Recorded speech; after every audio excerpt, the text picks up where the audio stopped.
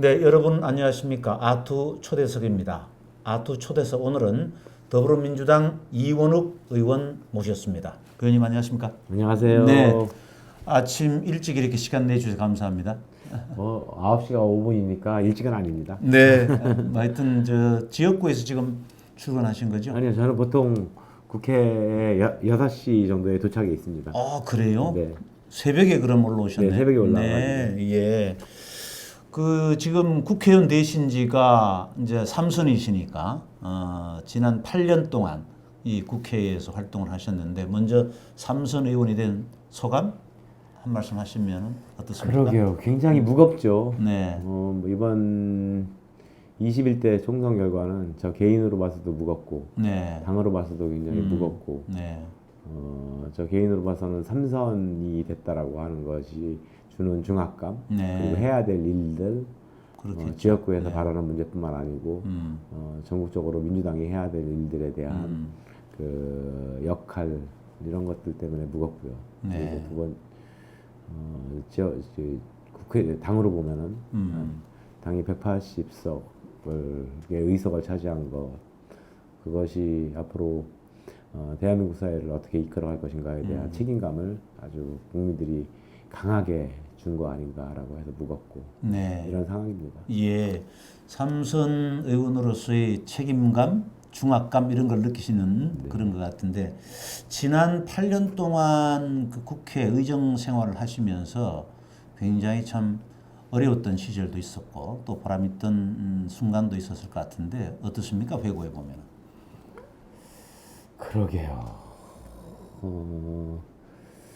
제가 3년 동안 야당으로서 지난 8년 동안 야당으로서 네, 5년, 예. 그다음에 여당으로서 3년 네. 이렇게를 지내왔는데요. 그렇죠. 네. 어, 그뭐 탄핵 순간 이런 게 가장 네. 더 기억에 남으실 수도 있는데. 탄핵 그리고 4+1 정부 뭐 이런 것들에서 그때 제가 했던 역할들을 생각하면은 아마도 제가 나중에 은퇴한 이후에 두 가지 정도는 반드시 머릿속에 남고 회고록을 쓴다면 그 두 가지가 들어가지 않을까 싶은데요. 예. 예. 탄핵 정국 때는 전략기획위원장을 맡아가지고 일을 했습니다. 예. 사실 그 당시에 2-3시간도 못 잔 것 같습니다. 네. 그러니까 생전 처음 가보는 길이고 그 길을 어떻게 풀어가야 될 것인가. 이거는 당시에 저희가 야당이었죠. 네, 그 탄핵안 표결할 때 전략기획위원장 맡으셨다 이 그때. 말이는 거죠. 네. 첫 번째 관문이었던 그 법사위를 어떻게 통과할 것인가. 아, 그 법사위를 통과하지 못했으면 사실은 탄핵이라고 하는 게 있을 수 없었습니다. 그렇죠. 그때는 법사위원장이 지금의 야당, 그 당시 여당이었으니까. 그렇죠. 예. 네. 그러니까 권성동 권선동 의원이 간사를 하면서 위원장이었죠. 네, 그렇죠. 위원장이셨죠. 네, 네. 예. 그리고 두 번째로는 그 법사위를 뛰어넘었어도 180 그러니까 200석 네. 3분의 2분의 어떻게 의석이 확보할 통과돼야 것인가. 되는 거여서 네. 굉장히 힘든 과정을 겪어왔었고 이번 지난해 있었던 그 공수처법 노무현 대통령 문재인 대통령이 이루지 못했던 꿈들이었죠. 네. 그것을 통과시켰는데 그 당시는 원내 수석부대표 역할로 그거 하시면서 지휘를 하셨군요. 실제 법안 통과를. 실무적인 거를 진두지휘하고 그랬는데 당시에 저희 민주당의 의석이 129석이었습니다. 그렇죠. 그것도 이제 과반의 의석을 만들어야 되는데 우리하고 자매정당, 우호정당, 네. 예, 그런 정당 중에서 한 정당이라도 참가를 안 했다라고 한다면 그 불가능한 그렇죠. 네. 그러한 시기였죠. 그리고 필리버스터가 끊임없이 만약에 법적으로 허용할 수 있는 모든 필리버스터가 시간이 다 야당에서 써먹었다고 한다면 유치원상법은 통과되기 어려웠습니다. 네. 네, 그 시간을 단축시키는 역할 이런 것들도 하면서 좀 조기에 마무리 시키는데 큰 역할을 했던 것 같습니다. 당시에 그 원내 전략을 거의 다 지휘하시고. 그렇죠. 이인영 원내대표하고 함께. 네. 제가 혼자 한 건 아니지만 그렇죠. 우리 원내대표단이 아주 밤잠 설쳐가면서 큰 노력들을 했습니다. 네. 예.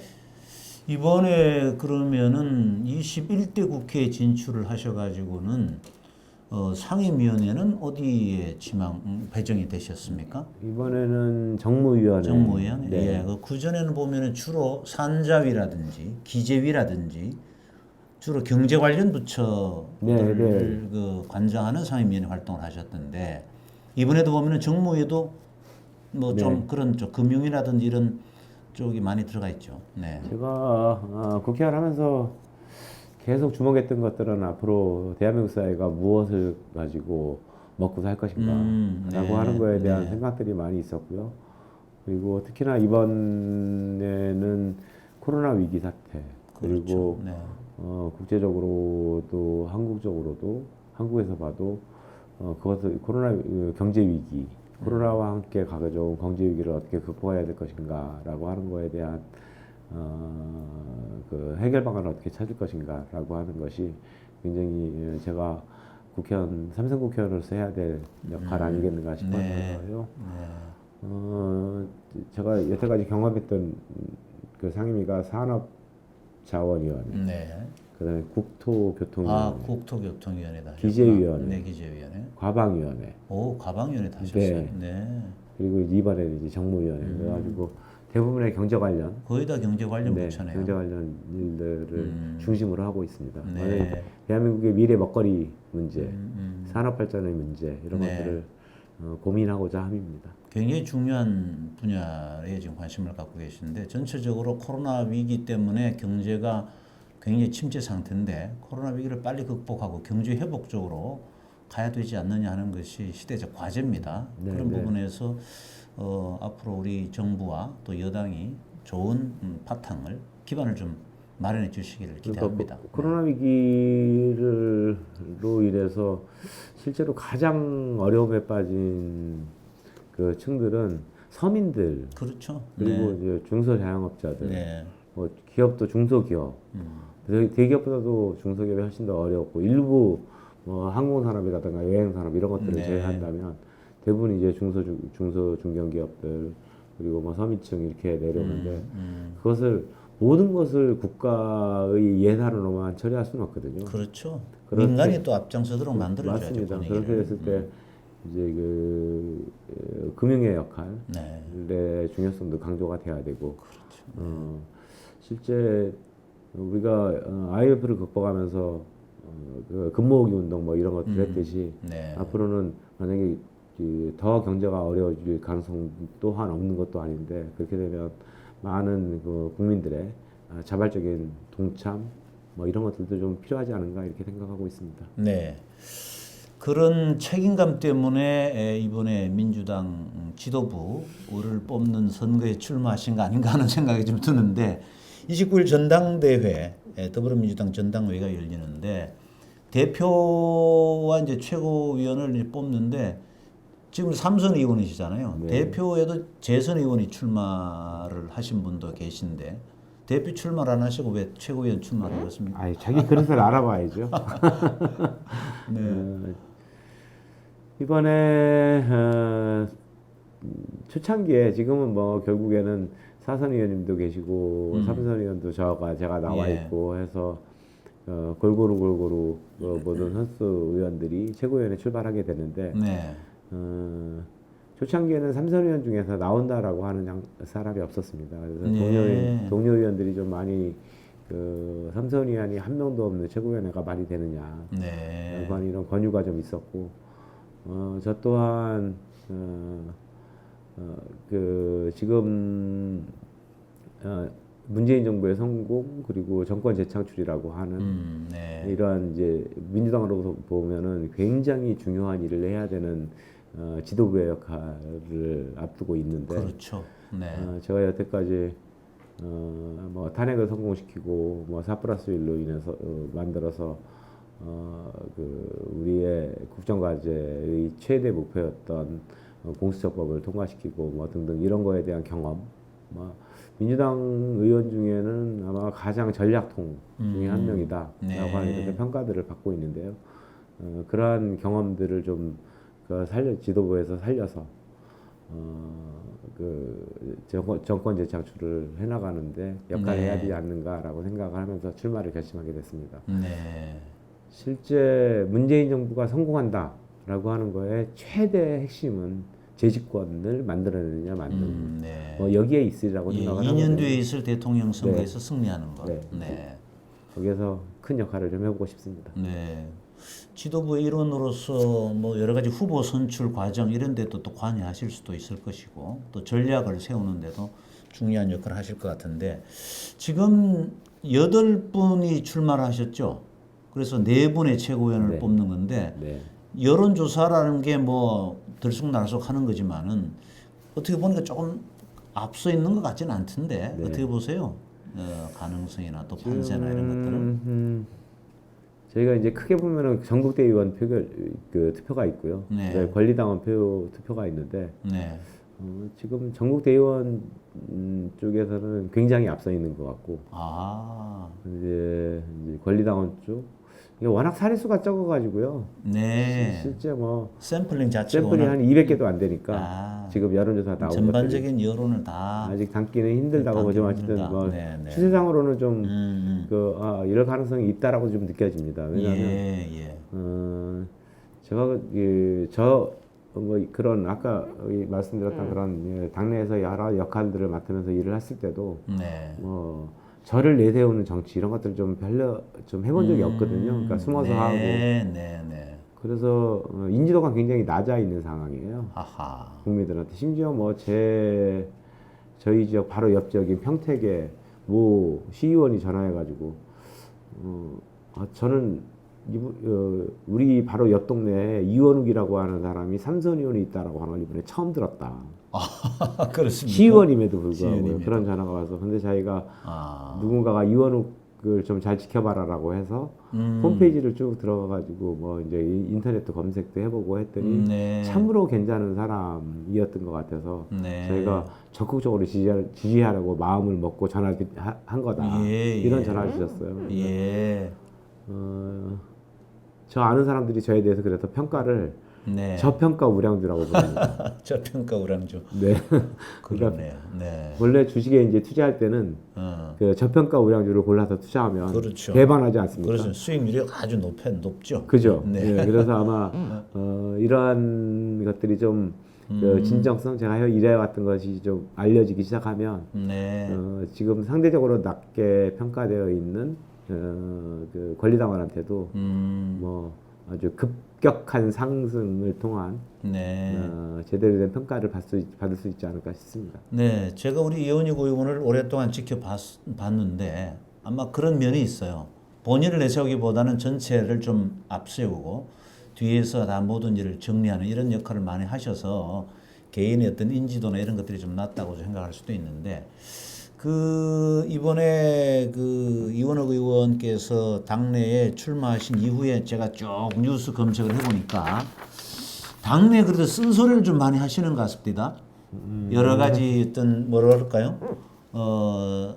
전체적으로 더불어민주당에 가는 그런 방향에서 이거는 조금 짚어봐야 되지 않느냐. 뭐 이런 얘기를 좀 많이 하시는 것 같은데 굉장히 좋은 역할이죠. 예. 근데 그런 것 때문에 혹시 당내 뭐 불이익을 받거나 좀 불편하거나 그런 건 없습니까? 민주당은 그런 면에서는 굉장히 열려 있고 민주적인 정당입니다. 그러니까 아니 어떨 때는 보면은 뭐 쓴소리 하면은 뭐 계속 뭐 문자 폭탄 받고 그런 경우 많이 보지 않습니까? 그러니까 뭐 아주 극소수 일부한테 뭐 이제 그런 문자도 받기도 하고 하는데 네, 네. 뭐 수천 개가 온다거나 수백 개가 온다거나 이런 정도는 아니고 한두 개 얘기를 듣긴 하는데 아마 저에 대해서 알고 있는 사람들이 그래서 제가 그 당을 잘못되게 하기 위해서 문재인 정부를 망가뜨리기 위해서 이런 것이 아니라고 하는 거는 대부분의 사람들이 압니다. 그렇죠. 노무현 재단의 그러니까요. 또 핵심적인 역할도 하셨던 분이고 한데. 그리고 제가 이제 김대중 대통령 선거 때 그 자원봉사로 들어와서 뭐 노무현 대통령, 문재인 대통령 선거할 때마다 항상 중심적 역할을 했었고 뭐 유명한 새는 타지 못했지만요. 그리고 노무현 대통령을 그렇게 노무현 대통령 임기 말기에 참으로 많은 사람들이 노무현 대통령에 대해서 등지고 뭐 노무현 대통령 비판의 목소리를 높일 때조차도 예. 저는 어떻게 노무현 대통령을 지킬 것인가라고 하는 이러한 역할들을 해왔었고요. 네. 뭐 그런 것들이 이제 기반이 돼서 평가가 돼서 뭐 노무현 재단 기획위원도 하게 되고 뭐 등등 이렇게 된 건데 네. 그러니까 그런 거를 좀 아는 사람들은 유원욱이 당에 쓴소리를 한다고 하더라도 그것은 당을 못하게 하고자 함이나 뭐 아니 자기가 갑자기 튀려고 함이 아니라 당에 대한 진정성 그리고 네. 당이 정말 올바르게 가고자 함에 대한 건전한 비판의 목소리다. 라고 하는 이렇게. 것을 알고 있습니다. 네. 그런데 지금 이제 뭐 여러 가지 여당의 행동에 대해서 다양한 분석이 있습니다만은 전반적으로는 여당이 좀 독주하는 것 같다 이런 얘기들이 좀 많습니다. 물론 뭐 거대 여당으로서 책임 정치를 해야 된다고 하는 요구도 많습니다만은 그럼에도 불구하고 정치가 지금 살아있는 거 아니냐. 대화가 타협이 있는 21대 국회가 될 것인가에 대한 우려가 많단 말이죠. 이런 그 지적에 대해서는 어떻게 생각을 하십니까? 그러게요. 그게 언론의 특징이 이제 양비론을 네. 이제 많이 말씀들 하시는데 실제 이번에 이제 부동산 3법이라 21대 국회 들어와가지고 저희가 네. 이른바 독주했다라고 네. 받을 수 있는 것이 있다면 이제 두 가지 정도 일을 했는데요. 네. 첫 번째는 3차 추경안을 통과시키는데 네. 이제 단독 통과를 시켰고요. 근데 3차 야당하고 그때 같이 하자. 네. 지금 코로나로 인해서 이렇게 경제가 망가지는데 3차 추경을 빨리 통과시키지 않으면 한국 경제가 더 나락으로 빠지고 서민 경제는 더 어려질 것이다. 라고 하는 제안들을 충분하게 하고 설득하고 했는데도 불구하고 야당이 끝까지 들어오지 않고 너 당신네들끼리 알아서 해라 이렇게 했죠. 네. 그래서 그러면 추경은 특히 타이밍이 중요합니다. 네. 하루가 늦어지면 하루가 더 어려워지는 이런 것이어서 불가피한 선택이었다라고 생각이 들고 두 번째 부동산법 입법을 네. 또 저희가 단독 처리를 했는데요. 단독 처리는 아니죠. 미래통합당만 제외한 나머지 전체 당이 들어온 겁니다. 네. 뭐 정의당도 오고 열린민주당도 오고 해서 미래통합당이 빠진 상태로 처리를 했는데요. 그 문제도 부동산법이 지금 그것도 굉장히 타이밍이 중요했거든요. 만약에 그리고 들어와서 논의할 수 있는 공간들이 굉장히 많았습니다. 시간적 여유도 굉장히 많았고.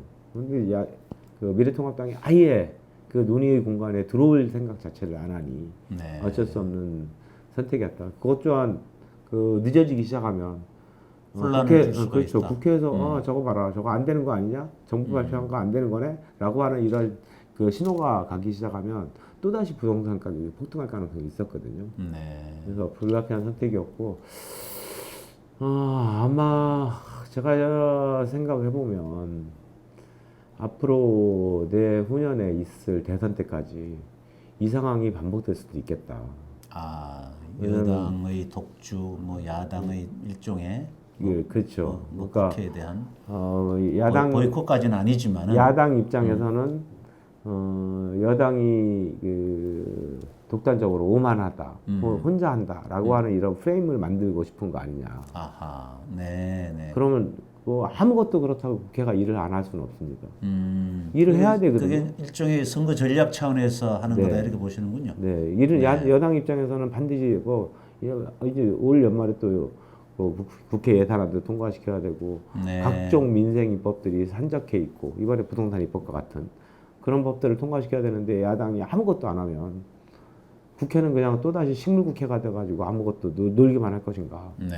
20대 국회 때, 그러니까 전 국회 때 국민들의 가장 불만은 국회가 노는 국회다. 식물국회가 됐다. 일하지 않는 국회였다라고 하는 것이었거든요. 동물국회를 막으려고 선진화법 만들었더니 식물국회가 되었다 이렇게 된 거죠. 그래서 그 일하는 국회를 만들기 위한 과제, 뭐 이런 것들을 우리는 여당 입장에서는 안 할 수가 없는 일을 해야 되는 그런 국회를 만들어 가야 되고 야당 입장에서는 협조하지 않으면서 저거 봐라 저거 자기들끼리 오만하게 저렇게 한다. 예를 들어서 이번에 상임위 네. 위원장을 저희가 애초에 7개를 배정을 해놨었는데 야당에. 네. 네.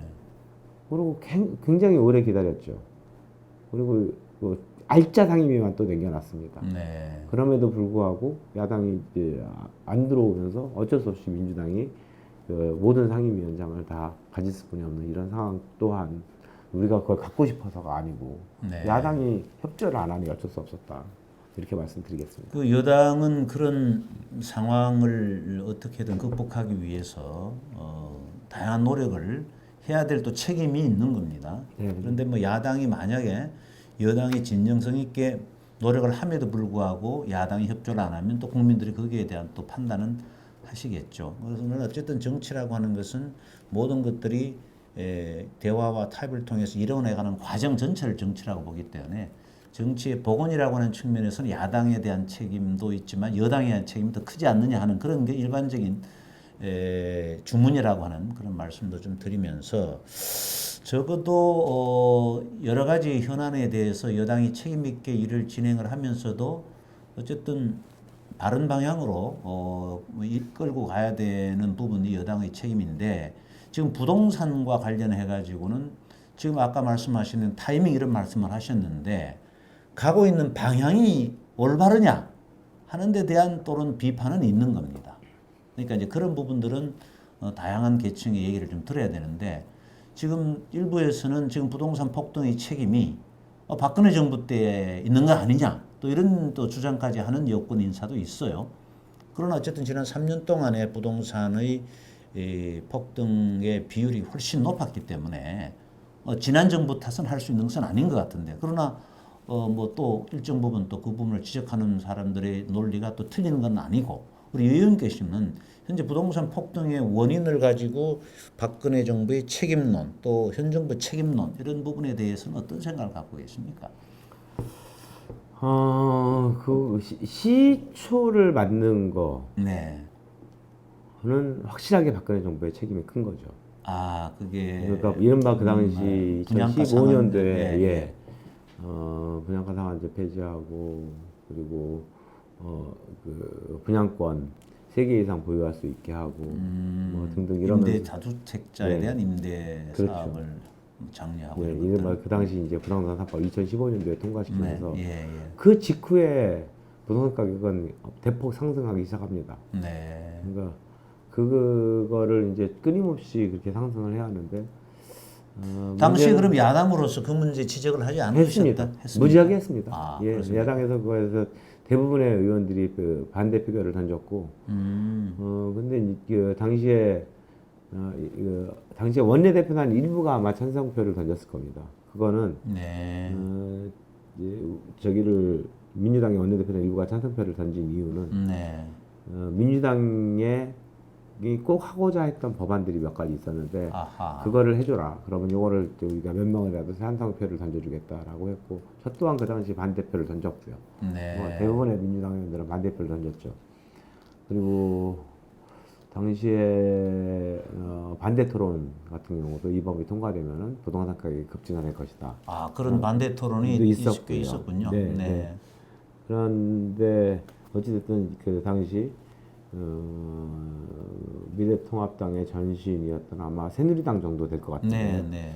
거기에서 뭐 반드시 밀어붙여가지고 그때도 어쩔 수 없이 이제 통과가 됐는데 그때가 이제 부동산 가격이 상승하기 위한 시발이었는데 문재인 정부 들어서 그거를 다시 초기에 원상복귀 시키지 못한 것은 좀 지금 생각이 좀 아쉬운 대목입니다. 아하. 예. 네. 그래서 이제 그 초기에 원상복귀 시켰다고 한다면 훨씬 더 좋은 결과가 있지 않겠는가 싶었는데 문제는 문재인 정부 초반기 그러니까 지난 3년간의 기간이 여소야대의 기간이었다는 겁니다. 민주당의 의석은 129석. 네. 129 비록 여당이었긴 했지만 네. 국회 다수를 점하고 있지는 못했기 때문에. 국회의 다수 의석은 네. 자유한국당, 그런데 한석이 더 많았지 않습니까? 총선을 통해서 여당이 한석이 더 많아서 국회의장도 가져가고 해서 물론 그랬는데 네, 네. 그러니까 야당 연합을 하면 네. 그렇게 야당 하면 연합을 하면 훨씬 더 많았던 거죠. 그래서 네. 민주당이 문재인 정부가 어떤 부동산 정책을 새롭게 내놔도 그것을 통과시킬 수 있는 국회에서 통과시킬 수 있는 가능성이 거의 희박했다. 식물국회라는 소리까지 네. 들을 정도였으니까 그래서 쉽지 않았을 거다. 못하긴 했는데 하여튼 그게 아쉬운 대목입니다. 그러니까 네. 정부라든가 민주당의 의지가 없어서라기보다는 국회의 상황이 당시 그런 상황이 있을 뿐이 없었다. 그러니까 그래서 저희가 이제 21대 국회 180석 이기자마자 그거는 바로잡기 위해서 노력을 하고 있는 거죠. 네. 김현미 국토부 장관이 현 정부 초기 국토부 장관으로 계속 하고 있지 않습니까? 그 당시에 부동산 가격을 잡겠다는 얘기를 했어요. 했는데 그 이후에 나온 정책들이 대부분 그 공급을 확대하는 것보다는 세금을 물린다든지 하는 그런 억제책으로 여러 가지 부동산 대책이 나왔거든요. 어떻게 보면 국토교통부는 좀 공급을 확대하고 세제 같은 경우는 국세청이나 다른 금융의 어떤 뭐 그런 걸 통해서 해야 되는 것인데 좀 이렇게 국토부의 역할이 좀 바뀐 거 아니냐 하는 그런 생각이 좀 있습니다. 근데 뭐 이제 주택 정책과 관련돼서 세제라든가 아니면 공급의 문제 이런 것들도 뭐 세제는 뭐 기재부 뭐 이런 네. 것들이 돼 있긴 네. 하지만 네. 사실 그때 발표한 거 김현미 장관의 입을 통해서 발표한 거라고 하더라도 네. 그것은 당정청회의를 통해서 네. 기재부의 입장도 같이 반영이 돼가지고 발표된 것이지 네. 뭐 그것이 기재부하고는 아무 상관없이 발표했다 이렇게 이런 건 아니고요. 그렇겠죠. 예. 정부가 다 조율해서 종합 발표를 한 것인데 다만 공급 확대 정책을 좀 보다 좀 조기에 좀 적극적으로, 내놨으면 좋지 않았을까 하는 아쉬움이 있습니다. 아쉽습니다. 네. 그리고 뭐 재개발, 재건축 같은 걸 다 막다. 그건 또 지방자치단체가 또 많은 또 박원순 서울시장이 그걸 또 억제했던 면도 있고 하는데 뭐 종합적인 어쨌든 결과는 그렇게 됐습니다. 네. 근데 묘하게도 그 진보 정부라고 하는 정부에서 부동산 가격이 폭등을 해요. 노무현 정부 때도 많이 올랐거든요. 그래서 그런 것들이 하나의 패턴처럼 나오니까 더 좀 비난을 받는 것 아닌가 하는 그런 생각이 듭니다, 사실은. 그게 대한민국의 부동산 가격이 폭등한 걸 보면 네. 10년 주기설이 있습니다. 1970년대부터. 80년대 후반에도 그랬고. 80년대 후반 노태우 정부 때 엄청나게 올랐죠. 예, 그렇게 해가지고 10년 주기설이 있는데 이상하게 진보 정부가 정권을 잡았을 때는 그 10년 폭등하는 10년 주기설에 항상 이렇게 딱딱 들어가 있어요. 그러니까 노무현 정부 때 저희가 부동산이 굉장히 많이 올랐는데요. 그러고 나가지고 너무 오르면은 그 다음에는 좀 안정화 추세를 한 10년 정도 가다가 또 다시 10년 지나면 또 오르는 뭐 이런 현상들이 보이는데 저희가 잃어버린 9년을 보내지 않았습니까? 그러고 나가지고 문재인 정부가 또 정권을 우리가 딱 잡으니까 그 10년 주기설에 그 시기에 딱 들어야 한 거죠. 그러니까 경기 곡선으로 부동산 경기 곡선으로만 뭐 이제 그런 부분이 있고 아까 말씀드렸던 그런 아쉬움도 같이 내재되어 있는 것 같습니다. 네. 여하튼 뭐 민주당의 책임 있는 지도부의 일원으로서 좀 국민들이 편안한 그런 삶을 살 수 있도록 좀 노력을 해주시길 바라고요. 그 지금 우리 국민들이 굉장히 불편하게 느끼는 부분들이 또 하나 있습니다. 이게 뭐냐면 검찰개혁이다라고 하는 걸 주제로 놓고 법무부 장관 또 검찰총장이 막 이렇게 갈등을 빚는 모습들이 과연 이게 바람직한 거냐. 최근에 보면은 또 윤석열 검찰총장과 법무부 장관이 검사 임용하는 그 자리에서 내놓은 메시지가 법무부 장관은 절제된 검찰권 이런 표현을 쓰고 검찰총장은 엄정한 권력, 법 집행, 또 권력에 굴하지 않는 뭐 이런 얘기까지 하고 그래서 뭔가 당연한 얘기를 하는데도 그 안에 숨겨져 있는 그 의미 이런 것들을 보면 뭔가 정치적 메시지를 갖고 있는 것처럼 들려서 법무부 장관과 검찰총장이 무슨 정치 행위를 하나 이런 생각도 들기도 하고 하는데 이 갈등을 지금 우리 이원호 의원님께서는 어떻게 보시고 이 부분을 풀 수 있는 해법은 어떤 게 있다고 보세요? 그러게요. 어저께 윤석열 총장이 그 민주주의의 허울슨 독재 뭐 이런 얘기를 했어요. 지금 뭔가 굉장히 오판을 하고 있는 것 같습니다. 자기가 권력기관이라고. 아, 윤석열 예. 총장이 오판을 하고 있다. 오판하고 있는 것 같습니다. 네, 네. 대의민주주의 정치에서 네. 현대사회 민주주의 정치에서 대의기관 또는 선출된 권력기관이 국민의 위임을 받은 겁니다. 네.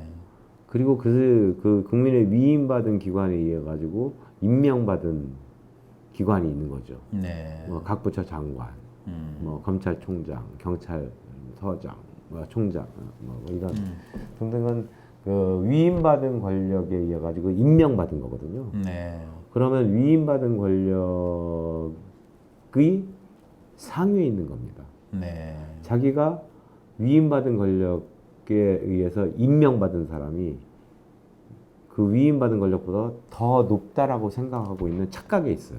네. 윤석열 총장이. 네. 상상도 못할 일이 지금 벌어지고 있는 겁니다. 네. 역대 검찰총장 가운데 이런 없는 거죠. 분이 그러니까 없었다. 아니 이거는 그 민주주의 질서 자체를 지금 부정하고 있는 행위인 거죠. 예. 그러려면 자기가 선출직으로 나와서 저희가 국민의 그 뭐 선출직의 대변인이 돼가지고 하는 행위에 대해서는 전 그럴 수 있다라고 봅니다. 근데 임명직 공직자로서 할 일은 아닌 거죠. 네. 그런데 윤 총장이 그동안 살아왔던 궤적 이런 걸 보게 되면 어쨌든 살아있는 권력에 대해서 상당히 강하게 했던 건 사실이에요. 아니, 박근혜 정부 때도 그랬고. 그거는 좋다니까요. 네, 그러니까 네, 네, 그거 자기의 정치적 소신, 검찰권의 독립 뭐 이런 것들은 좋다고 저는 생각을 하는데 네. 검찰청법에도 그렇게 지정이 돼 있고요. 그런데 그것을 자기가 해야 될 역할의 한도가 어딜 것인가라고 하는 거를 생각하면서 해야 된다는 거죠. 그거는 임명받은 권력이기 때문입니다. 예, 예. 지금 윤 총장은 말도 안 되는 일을 하고 있는 거예요. 네. 그럼 권력에 대한 민주주의 질서가 지금 어긋나고 있습니다. 대한민국에서. 그렇게 보시는 네. 거예요. 네. 그럼 권력에 대한 수사는 하면 되는 것인데. 하면 되죠. 하면 되는 것인데. 하면 되는데 수사를 조용히 하면 되는 겁니다. 예. 하면 되는 건데 아까도 말씀드렸듯이 그 민주주의의 헐슨 독재를 배격해야 된다. 이거는 현 정부 임명받은 사람에 대해서 얘기하는 거라고 느껴지거든요. 이 정치적 임명한 메시지라고 사람은. 보시는 네. 거죠. 정치 메시지 그거는 검찰총장으로 할 얘기가 아닌 거죠. 네, 네. 그래서 이거 앞으로 어떻게 선출직이 아닙니다. 어떻게 해법을 어떻게 해야 돼요? 지금 저는 윤석열 총장이 그런 발언을 계속 하고 싶다면 자리에 벗어나서 하는 것이 맞다고 생각합니다. 아, 자리 물러나서 예. 정치적 발언을 하는 것이 예. 옳다. 네. 그러지 않으려면 저희가 선출된 권력에 의해서 임명받은 사람이라고 하는 거를 정확히 인식을 하고 그 한도 속에서 행위를 해야 되는 거죠. 네. 수사하라는 겁니다. 네. 여당이 잘못하는 일이 있으면 문재인 대통령께서도 임명을 하면서 살아있는 권력에 대해서 무서워하지 말라라고 하는 메시지를 던지셨고 그건 수사하면 되는 거죠. 네. 수사를 막진 않습니다. 다만 그것을 자기가 그 자리를 극단적인 정치 행위로 하는 자리로서 만들어가는 것은 총장으로서 해야 될 일이 아닌 거죠. 네.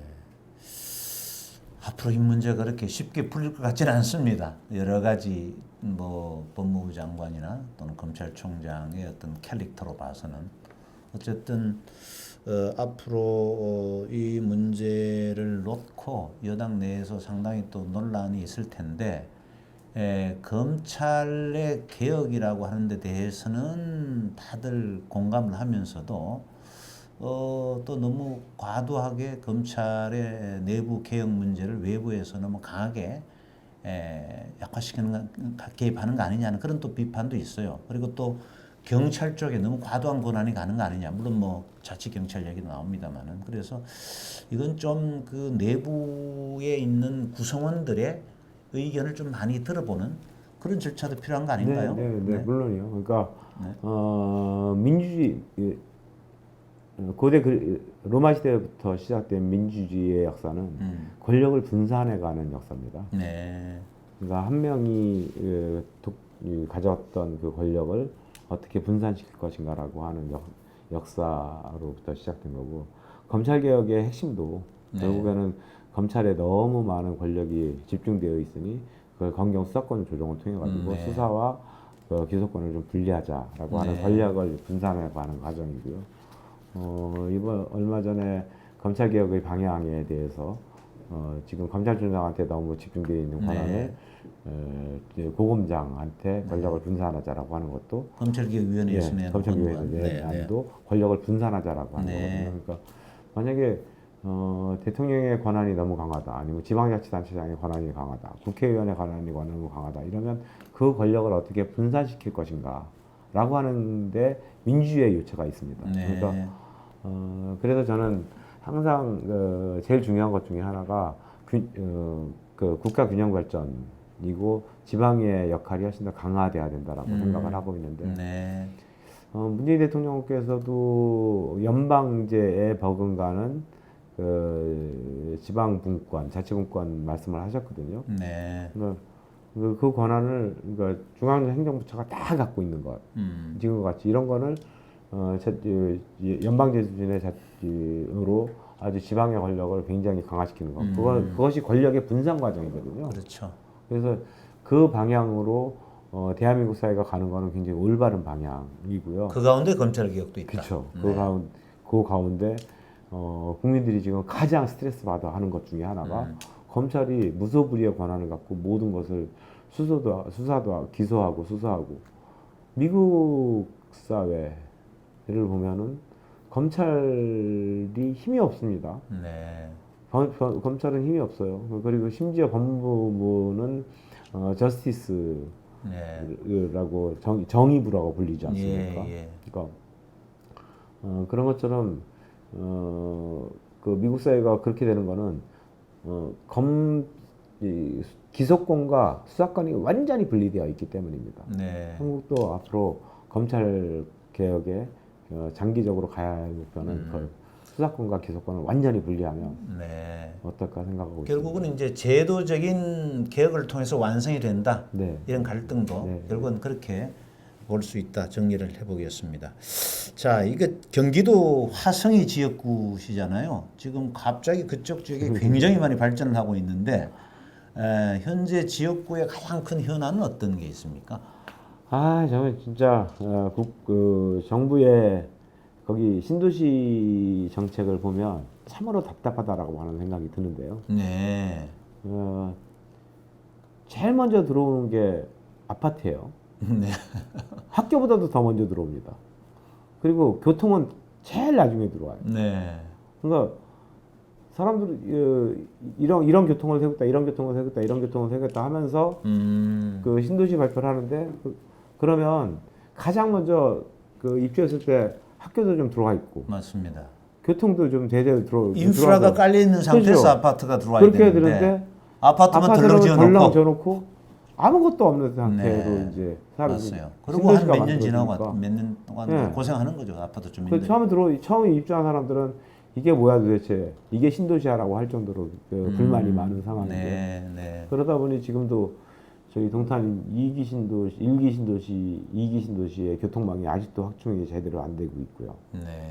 1기 신도시는 벌써 20년 가까이 되는데도 아직도 동탄이 벌써 20년이 됐습니까? 그렇게 한 15년이 훨씬 넘었는데도 그렇게 그런 것들이 못 만들고 있는데, 정부에서 발표한 내용 중에 뭐 GTX, 삼성까지 하겠다.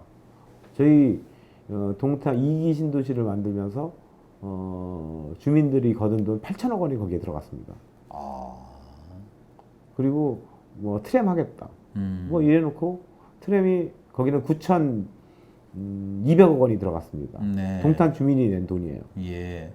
근데 안 되고 있어요. 그건 어디서 해야 됩니까? 국토부가 해야 되는 거죠. 국토부가 해야 돼요. 여당이시잖아요. 인덕원선, 인덕원 동탄선. 네, 네. 그것도 뭐 그 예타가 안 나온다고 미루고 그런 수십 년, 10여 년 이상을 미루다가 그래서 국토교통부에 위에 가셨군요. 가서 이제 그래가지고 사실 그거를 그 당시에 다 네. 이제 정책적 방향은 다 해결했는데 네. 또 그 다음에 보니까 기재부에서 예산을 안 주는 거예요. 아하. 그래가지고 또 이제 그 다음에 제가 기재위를 갔죠. 아파트 분양할 때 그런 비용들이 다 포함되어 있지 않습니까? 포함되어 있는데도 안 합니다. 뭐 예타가 안 나온다는 거. 그래서 네. 그 사실 신도시 만들면서 얘기했던 그 광역교통망에 대해서는 예타를 면제해야 됩니다. 예타를 애초에 광역교통망을 세울 때 예타를 하고 나가지고 그걸 그렇죠. 발표해야지. 여기 동탄만이 문제가 아니고 예를 들어 위례신도시, 네. 위례신도시에도 트램이 들어가기로 했는데 네. 거기가 예타가 나오지 않는다는 이유로 아직도 사업을 못 하고 있습니다. 네. 참 그 정부의 정책들 중에서 대표적으로 신도시 정책 중에 고쳐야 될 일들인 것 같습니다. 그러니까 지금 현재 화성에는 그 대도시 교통망을 확충하는 게 가장 큰 현안이군요. 네. 네, 그렇죠. 서울 접근성, 뭐 출퇴근할 때 얼마나 시간이 걸리느냐 하는 것이 가장 큰. 근데 그 자족 도시로서의 기능을 갖추는 것도 필요할 것 같은데. 화성은 굉장히 그런 면에서는 자율도시인데요. 네. 저희 우리 동탄 신도시에는 삼성 반도체가 네. 수만 명이 근무하는 삼성 반도체가 예. 있고, 네. 그리고 동탄 2기 신도시는 특히나 자율도시 기능을 갖추기 위해서 산단을 같이 조성을 했습니다. 아, 네. 거기에 들어가 있는 산단 기업들도 많이. 굉장히 좋습니다. 네. 좋은 기업들, 이른바 우리들이 얘기하는 중견기업, 네. 중견기업 정도들이 많이 들어와 있고요. 네. 그래서 젊은 사람들이 선호하는 직장들 네. 굉장히 많이 있는 곳입니다. 그러니까 도시가 발전하려고 그러면은 서울 접근성도 중요하지만은 그 도시 자체에 좋은 직장, 좋은 학교, 좋은 병원 이런 인프라가 돼 있어야 굳이 서울로 오지 않거든요. 이제 그런 부분에 더 좀 노력을 같이 하시는 게 좋을 것 같습니다. 그리고 문화도 필요합니다. 예, 요즘에. 문화도 필요하고. 네. 네, 네. 자, 그 이제 우리 그 오늘도 보면 이렇게 단주를 차고 계신데 네. 그 국회의원 불자 모임이 이제 국회 정각회라는 게 있죠. 네. 그 뭐 주호영 그 미래통합당 원내대표가 지난 국회 때 강창일 의원과 함께 그 국회 정각회장을 맡으셨는데 이번 21대 국회에서는 전반기 회장을 우리 이원욱 의원께서 맡으셨어요. 예. 지난 국회 때는 간사장을 하셨죠. 예. 부회장 했습니다. 부회장 하시고. 언제 그럼 선출이 되셨습니까? 회장으로는?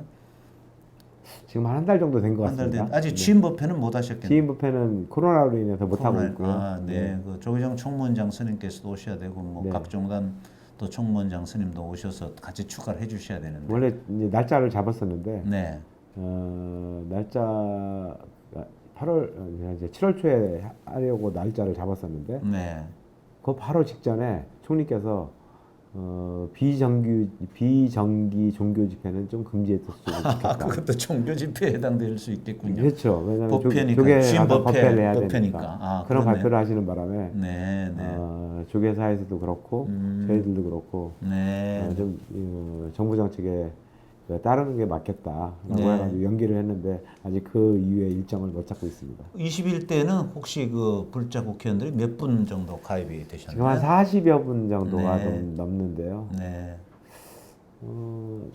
미래통합당 의원님들이 아직 좀 가입이 좀 저조한 것 같아서 네. 조금 더 가입을 좀 권유하고 있는 상황이고 어허. 민주당 원래 불자 우리 정각회는 항상 미래통합당이 아주 다수 그렇죠. 3분의 2 그다음에 3분의 1 정도가 민주당 이랬거든요. 그렇죠. 근데 이번은 역전 현상이 벌어졌습니다.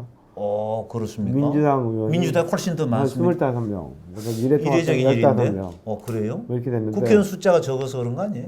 물론 그것도 있고 네. 제가 회장으로 내정되면서 아. 아주 많은 사람들을 또 이제 영입도 하고 영입을 하죠. 영입했습니다. 네, 아유 훌륭한 일을 하셨네요. 어쨌든 국회 정각회가 뭐 여야 국회의원들이 어쨌든 뭐 종교라고 하는 그 같은 이념을 갖고 모여서 자 좋은 또 법문도 듣고 마음 수련을 하는 건데 그 사상이 국회에도 좀 적용이 될 수 있도록 그 국회 정각위 안에서만큼은 여야가 함께하는 그런 조직을 좀 만들어 주시기 맞습니다. 바랍니다. 그것 때문에 제가 많은 의원님들을 영입을 했는데 네. 미래통합당도 이제 좀 더 영입을 해가지고 네.